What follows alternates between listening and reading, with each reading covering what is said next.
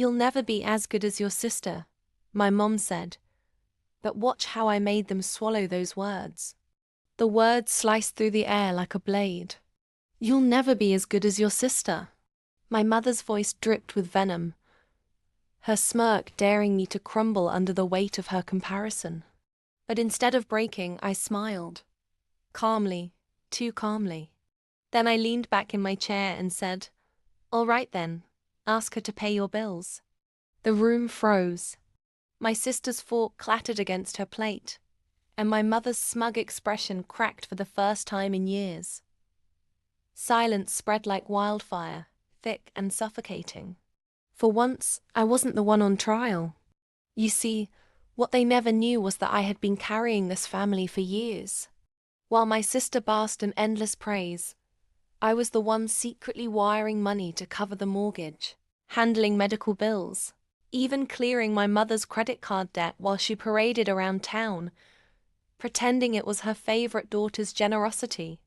That night, I let the silence fester. Then I dropped the second bomb. "In fact, you won't need to call me for help anymore. I already spoke to the bank. The house is in my name now." My sister's eyes widened. My mother's jaw nearly hit the floor. Turns out, every payment I made had been strategically recorded, every receipt neatly filed, every wire traceable. While they thought they were draining me dry, I was building ownership brick by brick, payment by payment. "But that's my house," my mother stammered. "Correction," I replied, sliding the official deed across the table. "It was your house. Now, it's mine. And if I'm never going to be as good as my sister, then you'll have no problem leaning on her generosity, right?" The silence shattered into chaos. My sister protested, my mother begged, but I stood tall, finally seeing them for what they were, leeches fattened on my silence. And here's the twist they never saw coming. I didn't kick them out. Not right away. Instead, I charged them rent. My mother had to pay me every month to keep living in the house she once lorded over me.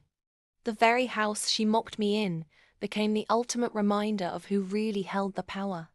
As weeks turned into months, the bitterness in her tone softened.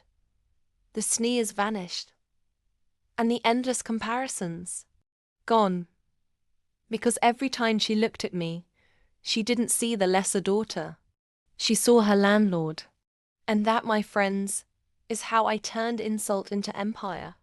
If you enjoyed this story of unexpected revenge and poetic justice, hit that subscribe button and join me for more shocking stories that will leave you speechless.